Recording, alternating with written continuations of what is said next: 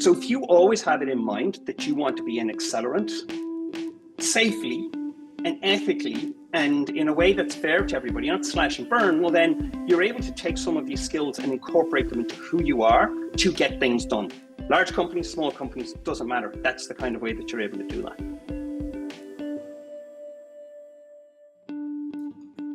Hi, I'm Tracy Lovejoy. And I'm Shannon Lucas. We are the co-CEOs of Catalyst Constellations, which is dedicated to empowering Catalyst to create bold, powerful change in the world.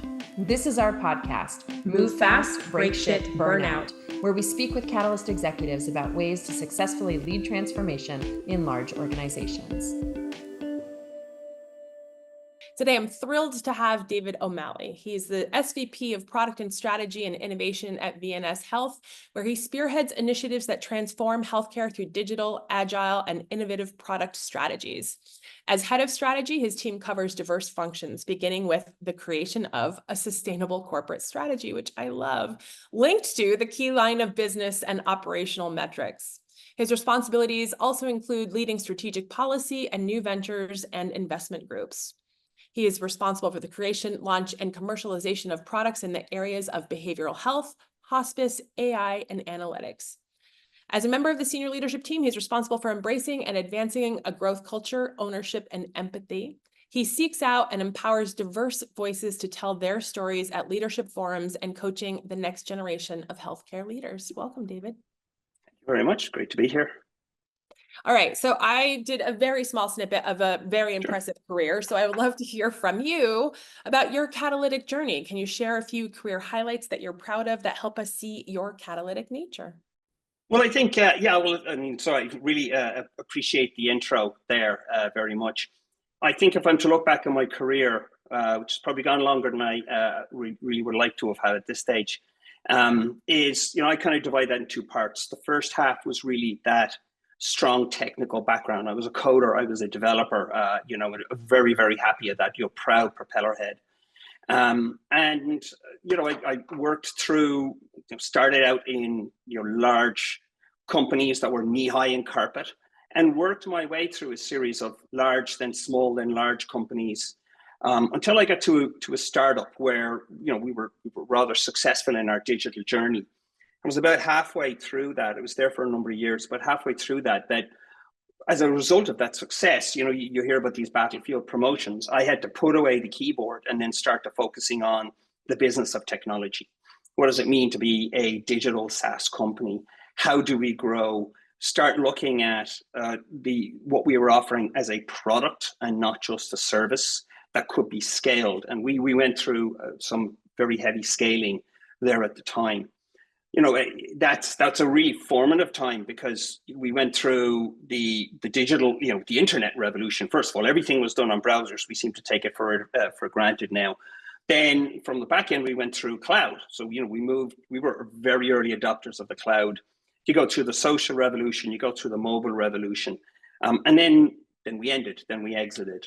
And so, but I think that it was all that formative experience and gaining those skills then propelled me for what came next, which was, a big, jumping stone in my career was going to work for GE and working in many of the businesses there for almost 6 years, which has then, helped me to develop as a leader and then move forward.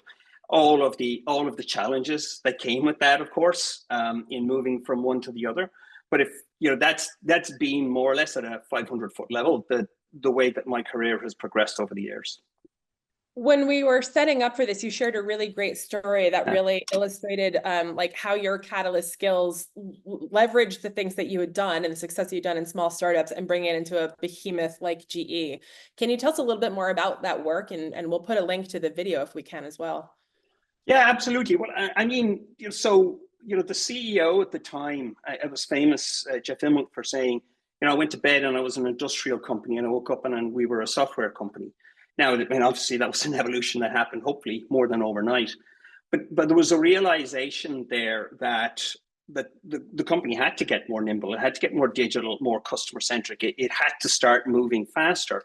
And I think that this is the we say in that video, which is on my LinkedIn, and we hopefully can share more of.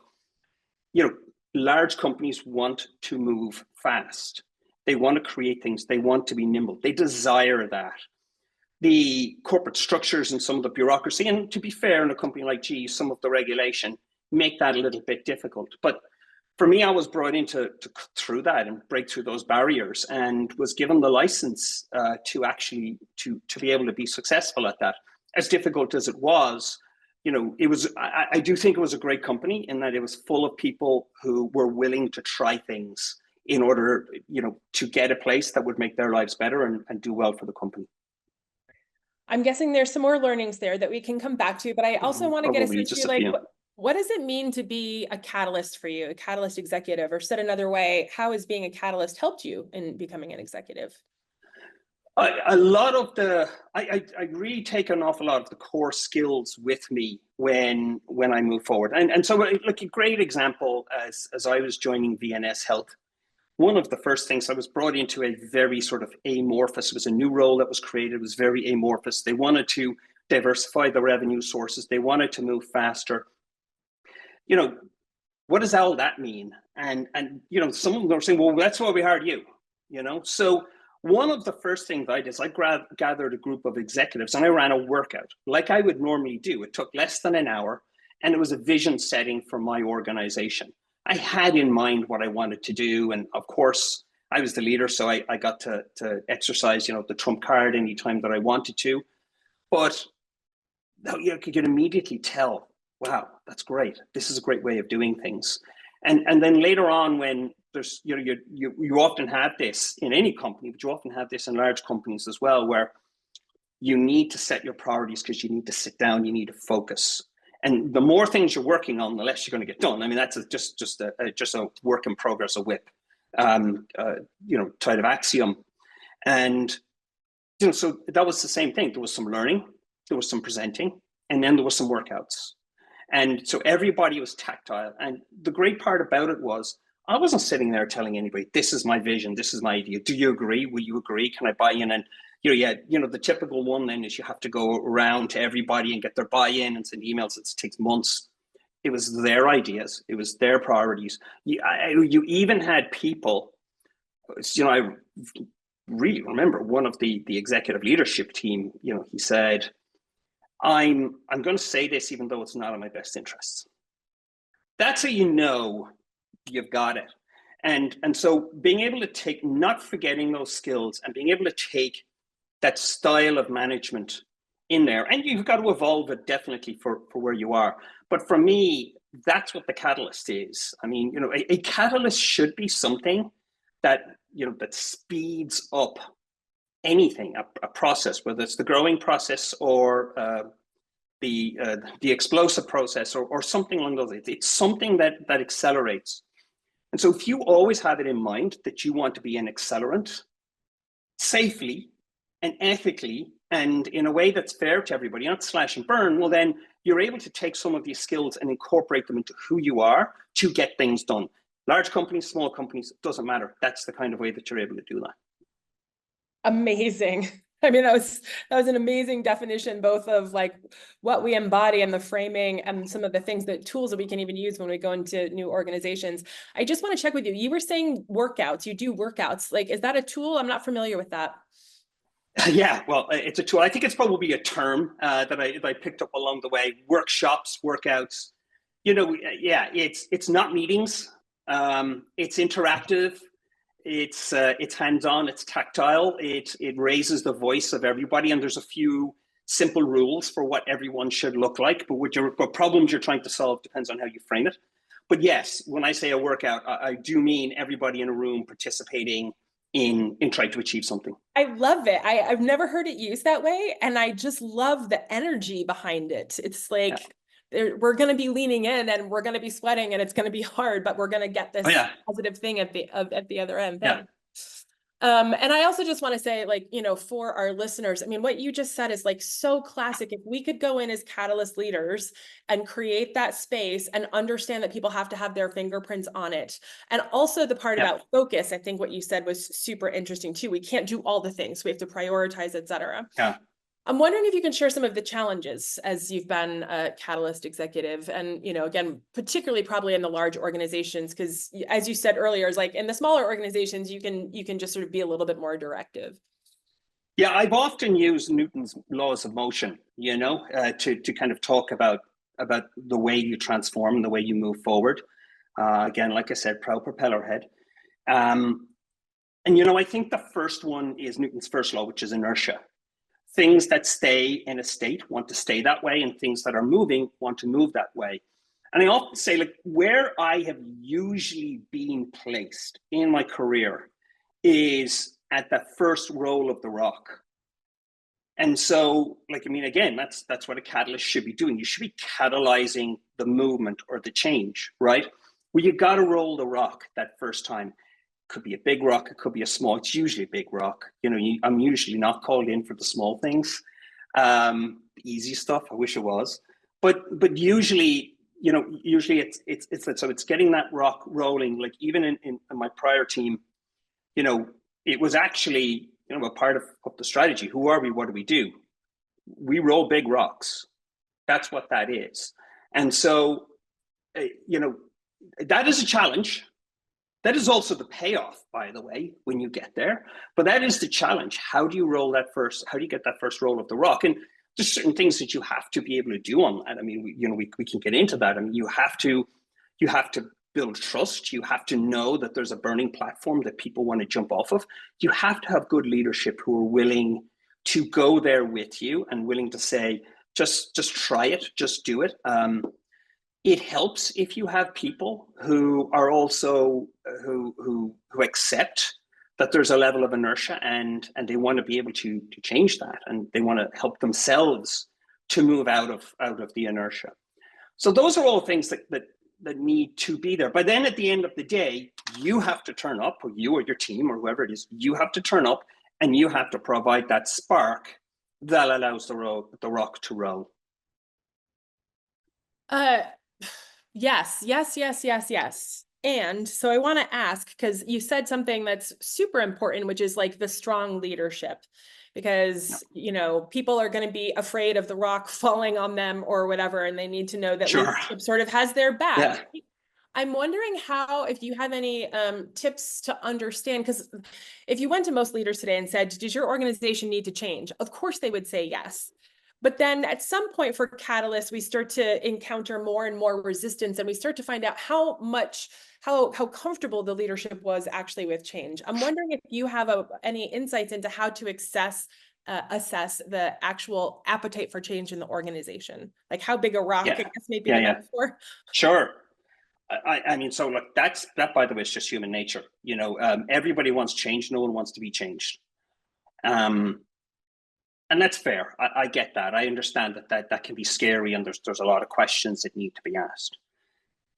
When you're going in, I've always, in some of the larger sort of transformation work that I've been involved with, I do remember at one point in time I was working for a leader who had left GE and come back, and she was great. I mean, she was, again, she was catalytic herself, and we were looking for people to buy in on this program. We were looking for those people. There was an easy route to be an accelerant. And there was one particular executive who just didn't say yes, right? And there was a big, well, what now? And I said, you work with the willing. Don't waste your time. There's that old saying, don't waste your time knocking your head against a wall, hoping it turns into a door. It's not going to happen. So what do? You get your wins. You get your wins elsewhere. I mean, I think what's interesting about the sort of what I would call the kind of the flagship sort of moment that I personally had at GE, and it was a result of a lot of people, by the way. It's not me, but it was a result of a lot of people who bought in and went forward on that. It was not the first evolution. The first evolution was messy. It was difficult. It was, we sign up for these things. We're like, how are we going to do that? But it was born out of the leaders who did that, it was born out of a sense of a couple of things. First of all, frustration at how slow things were moving and how we weren't engaging and how we weren't just weren't connecting and hitting the mark on things. And then number two, it was people who were willing to take a risk to actually put their name out there. I mean, these were leaders who actually said, no, we're going to do this. Everybody, meet us in this location, XYZ, all that kind of thing, because we're going to do this. And I even remember someone I eventually ended up, reporting to and working for, in the beginning, they were like, no, it's fine. I got this. It's okay. We don't need you or anything like that. And eventually I kind of talked my way into the conversation. I, said, don't worry, I got the budget. I'll pay for my own trip down to the New Orleans Digital Center. And it wasn't great. As we said, everybody, I mean, even this leader said, we came in here to create a unicorn. We ended up with a donkey with a carrot stuck to its head. But that's okay, because we all got together and we tried this thing. And I guarantee you, if we spend another week at this, we'd be doing it well. And so there was that, and there was a realization that, like, here's all the things that worked positively. Let's hone that. Let's define what good looks like, and let's build towards that. And so I'm not sure if I've answered your question, but when we talk about leaders, there are going to be people who maybe, even if they're not necessarily catalytic themselves, these were dyed-in-the-wool GE people who I used to joke wouldn't have hired me 5 years ago, who still wanted to see that. They want that to be their legacy. And nobody goes through, no one goes to business school, to sit in meetings. You don't do that. I mean, it's not your aspiration. Yeah. I mean, go ask kids, what do you want to be? You'll hear, astronaut, doctor, firefighter. That no one says, I want to be in a planning meeting. And so, to some degree, what you really need to say is, you need to say, I'm going to give you that world that you really thought about. Yeah. You're going to get all the benefits of it. You're going to look good, even if you're not the one necessarily doing it. If you're an empathetic leader and you care about what you're trying to achieve and who's trying to achieve it, you'll take a risk on that. You'll take a shot on that. Again, the catalyst then has to turn up and execute. But that's the start to finding those leaders and engaging them. Really good takeaways from that. I mean, I think it's an important, one of the key, there's a lot of wisdom in there. One of the key things you said is, like, don't waste your time on the true resistors, like, find the coalition of the willing. And that can be hard for us. And it can, I think there's a complexity there, which is like knowing which resistors might be the actual thing in the system that could put everything on hold. But then I like what you said, which is like, and then just start small, right? Start small with a coalition of the willing and bring the wins along. And finally, I think the last point that you had was find what those other stakeholders care about, what their specific wins are. No one wants to be part of the narrative of we're not helping our company future-proof, right? So you have to find the thing that they care about. Any other challenges about creating change in large organizations as a Catalyst exec? Yeah, making it stick, not having it wallpapered over after you take your foot off the gas. I mean, that is a big one. I mean, I often say that people under stress revert back to their base nature, whatever that is. As a human, as a parent, as a coach of a little league team, whatever it is, when you're under stress, you kind of do that. And it's the same in large organizations. You might run up against a rock of one thing, and it could be, you've hit a bad quarter and it's not your fault. It could be you have a leadership change and they have a different perspective on things, or it could just be that it's not working. You're not seeing the fruits of your labor. You're seeing progress, but you're not, it's right, but it's not quite there. And, I think that is often very, very difficult. I was talking to someone there recently, just touching base with them, and they said that they were like one of these all hands, meetings where they were trying to move forward on that. And there was 6 hours of PowerPoint slides, and then, an hour of lunch, and then an hour of how we're going to move forward on this. And he said at one point in time, he looked up at all the people in the room, and he could almost see it looking at them saying, remember how we used to do this? I would say, now we're getting into culture. If you're trying to implement the mechanisms that do make you faster, more nimble, more customer responsive, and also make it a better place to work. You're now talking about how you evolve your culture. Culture is what you do. It's not what you say you do. It's not what you pretend to do. It's not what somebody writes on a website or they put at the end of a job posting, here's our principles. It's actually what you do. And you should, all of that stuff should flow down from what people actually do and how they go about their work. And this comes back to, I think it was Tom Shook who brought TQM to the United States many years ago. You know, he has even, you can even take a look, the Shook model of behavior change, of culture change. It starts with doing things. And when you do things, that will translate into, you know, your principles, and your principles will then turn into what your culture is. So, you know, but you've got, that is like change and culture change. It's like the tide. You know, when you're sitting on the beach, the tide comes in slowly. You know, it comes in one wave at a time. And you'll look down, you'll eventually, oh, I got to move my chair, right? For the most part, you get some of those people, but mostly it comes in like that. But when the tide's going out, you just look up and the water's gone. So I mean, that's a lesson that everybody should have. You take your eye off the ball, off the culture ball, and leaders should be ensuring that we have good culture.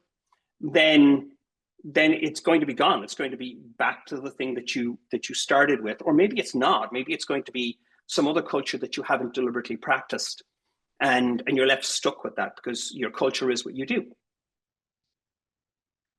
So much to unpack there. I'm trying to think about where to start. You helped me see something, which is even when we leave, you know, as the innovation leader, as we were doing culture change, because to your point, you can't be innovative or do disruption or anything without culture. I had this like morning of the authenticity of the thing that we were building kind of dissipated, but it is interesting to think about, but it was still changed, right? So like, how do we like sort of, you know, stay attached to some of that? I totally agree with you as any kind of leader who's driving emerging technologies, business, whatever. The culture is so foundational, but we don't usually sit in HR, and HR doesn't necessarily have the KPIs or the you know, the things that are driving them that are aligned to the people like yourself who need to drive culture change. So have you found success in working with HR? Like, how have you driven culture change when that might not be the official mandate of your role? I think, I like to think my official mandate is always culture change. It's just one aspect of that culture change. Okay. Everybody has different aspects of that. And I think HR is you know, it doesn't get a fair shake, you know, to be honest, because they're kind of considered hire me somebody, or, you know, tell me what I can and can't do and make me go to my mandatory training and things like that.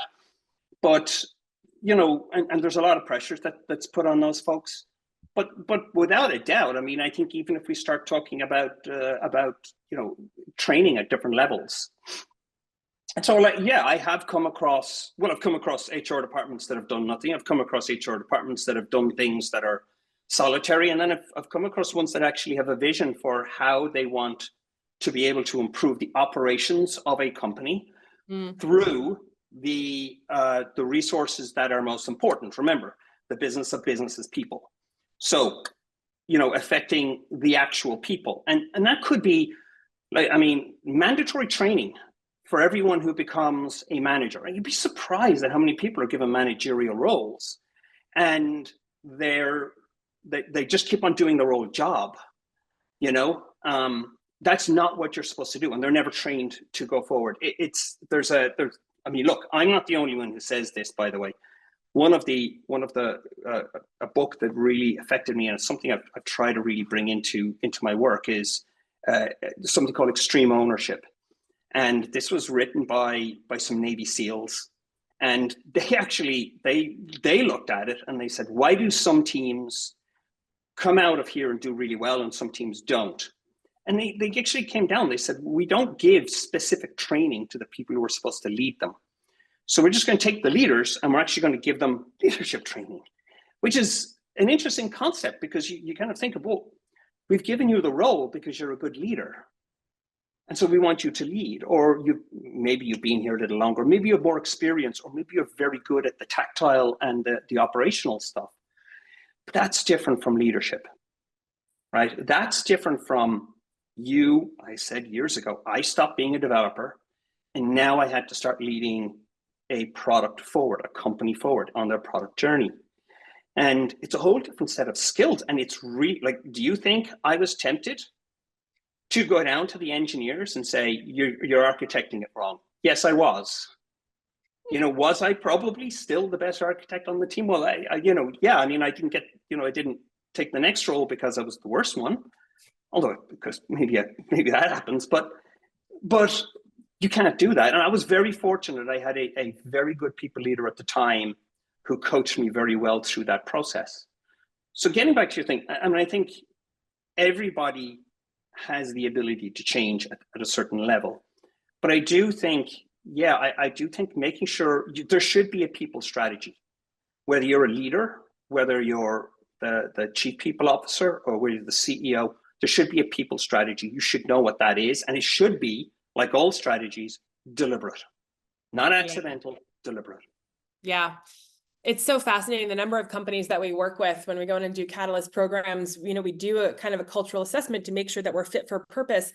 And there's often a disconnect between the aspirational culture that they're talking about and the current culture. And I think your point about making sure that you're deliberately implementing the vision that you have for the culture is super important. I think also you're right, like Catalyst, I mean, any leader in any role, but Catalyst leaders in particular can help lean in and accelerate that, even if it's not like officially our job description. All right, next question. Any other pearls of wisdom, because you've driven so much impact in so many organizations, any other pearls of wisdom for other Catalyst leaders? Like, it can be hard to get to the exec level as a Catalyst. So what are your insights around that?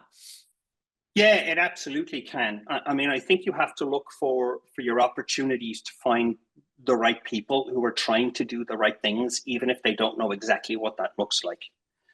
And so it's very much a human focused endeavor. You will have to network and tell your story wide and far to be able to get there. I mean, like I said, I'm not told you this, but I interviewed 4 times at GE and I had 4 no's. And one of them was actually about 3 months before I actually joined, and I got many versions of the you'd be bored here. It was actually one of the things that someone told. You'd be bored here. We don't do that kind of thing. We're dyed in the wool. We're knee high in carpet. We're more structured, process oriented.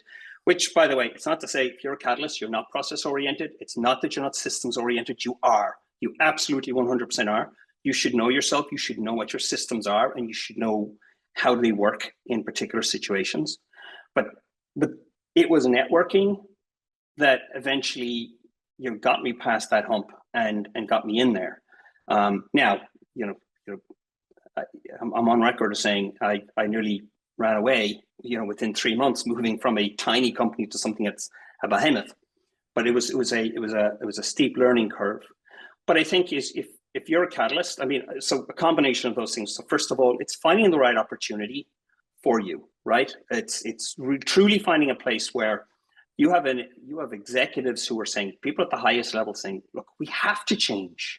We want to change. We have to change. And if it's coming from a sort of a, maybe a group leader buried 3 deep within the operations, I mean, that's great. It's great that they want to change, but their ability to actually influence others to change might not be as strong. I've even seen, I've seen it where in large companies where, at the highest level, they're saying, we are going to change, we are going to do this. And people treat it as optional. Right? And you're going to have your late adopters and all that kind of thing. And that's fair. I understand that. I get where people are, but people treat it as optional. You want to make sure that you're in a place where you're not treated as optional. Yeah. You're seen as a way for everybody to get to the next level. And, so, I was lucky to get that through a number of people. But that's number one. And then, but you got to know yourself. On top of that, you got to know who you are, what you do, how you do things. Yeah. You got to have your own set of principles and write them down. Put them on your on a Post-it note and look at them every day on your computer. And And then you got to live those. You've got to empower others also to bring their principles and then to conform in with yours as a leader, right? Because as a leader, you're expected to do that. You're expected to come with a set of principles on how to operate and on what to do.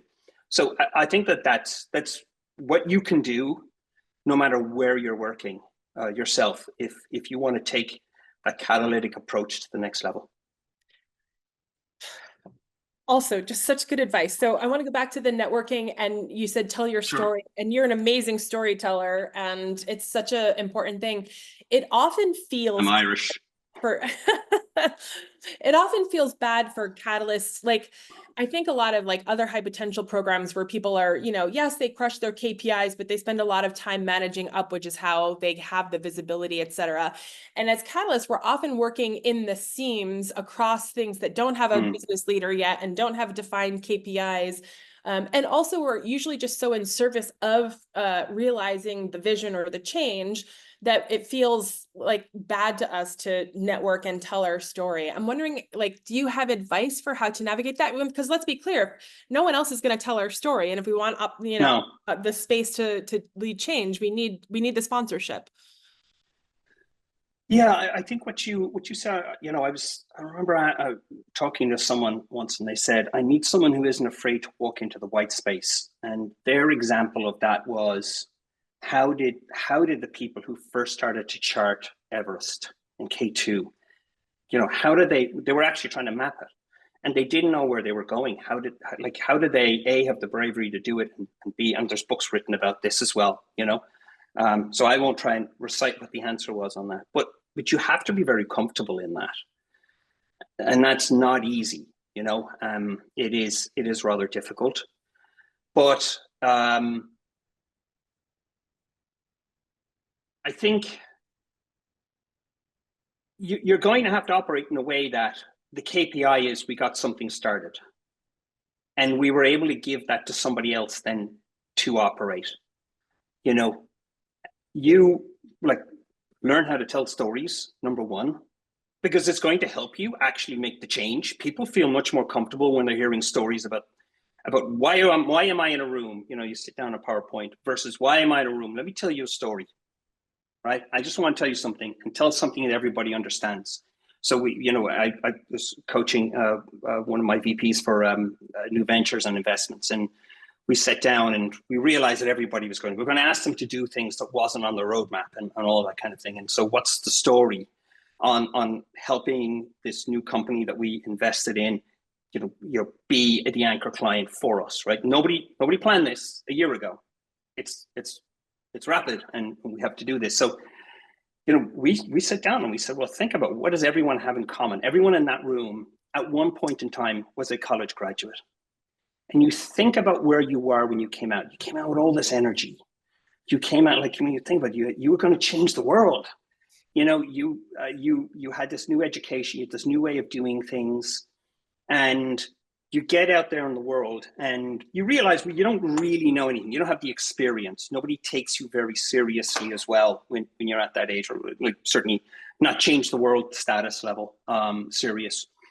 And if you're lucky, what you get? You get somebody who mentors you in the way things should work, right? Who tells you the little things. Hey, this is what you should do. This is how you should prepare yourself. This is how you should come to work. This is how you should turn up at meetings. Don't be afraid to say this. Next time, why don't you, and you grow and you develop beyond that. And then when you get to, that older self, you might have become too formalized or systemized in the organization that you're with. And you do really wish that you were that kid again who really believed that they could go change the world. And so what we actually said was, this startup that we're trying to bring in, it is you when you left college. And you now have a chance to be that person who helped you advance to where you are now. Or if you didn't have that person, the person you wish you had. And it was, 5 minutes of a story. And everyone was like, yeah. What do we need to do? It's amazing. And again, I'm not saying that there weren't problems all the way through. We had to keep on coming back to this. But when you learn, and you said we were introduced to Susan, who's I affectionately call my storytelling coach. Being able to think in those ideas makes it a human connection, and people will remember that because they have been through that situation as well. And so, tell your own stories, but then as you're trying to foment that change, tell it through the lens of a story. I love it. It's so captivating. You can like feel the energy reconnecting with that younger self. It's brilliant. Yeah. All right. Final fun question, hopefully. Go on. Who's your favorite inspirational catalyst, past or present, and why? Why do they inspire you? Okay, so I'll go back to when I was a kid then. I have to say Jimi Hendrix. Ooh. All right, bring it. I mean, I remember, I played guitar. It wasn't great, but I loved playing the guitar. First acoustic, and then I got into electric and things. I remember I had a friend. I would listen to a little bit of Clapton, and I would try play a little bit of that, and some of that early stuff. I really like blues music. My dad was a huge blues aficionado, and I remember this is back in the day, cassettes, by the way. And a guy said to me, a friend of mine said, if you listen to this, and I remember him giving me Jimi Hendrix Live in Monterey, which was 1967 or something like that. I can't remember, before I was born. And it's got this, it's a cassette, and it's got the picture of him with the, burning the guitar on stage. And I remember I took it home and I plugged it into a Walkman, the big fuzzies earphones on.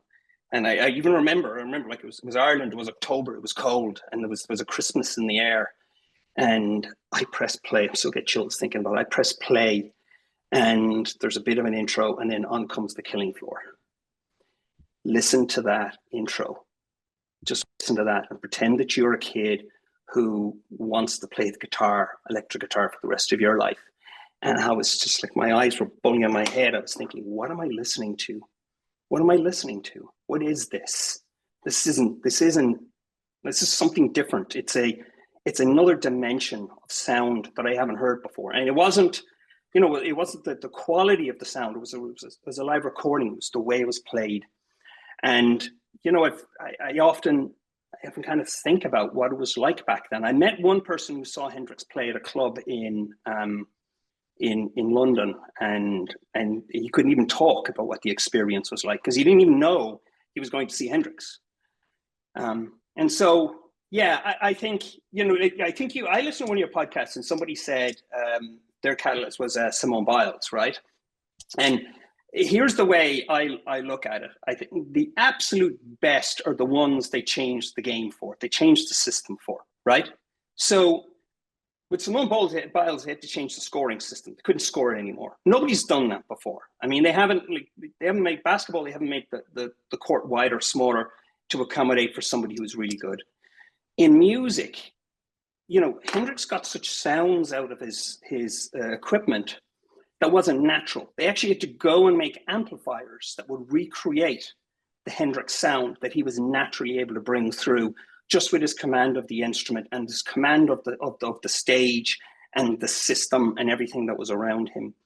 And so, I think, it'll never happen, but you asked me, little jam session with Hendrix, that'll be fun.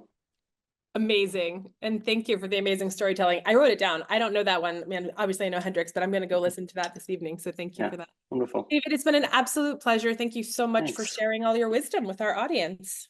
Appreciate you having me. It's been fantastic. And I look forward to more of this podcast going forward. Thank you. And to our listeners, thank you so much for listening. If you'd like to learn more about how to create bold, powerful change in the world, be sure to check out our book, Move Fast, Break Shit, Burn Out, or go to our website at catalystconstellations.com. If you enjoyed this episode and the storytelling as much as I did, please take 10 seconds to rate it on iTunes, Spotify, Stitcher, or wherever you listen to your podcast. And of course, if you have other catalysts in your life, hit the share button and send a link there. Bye. Thanks again.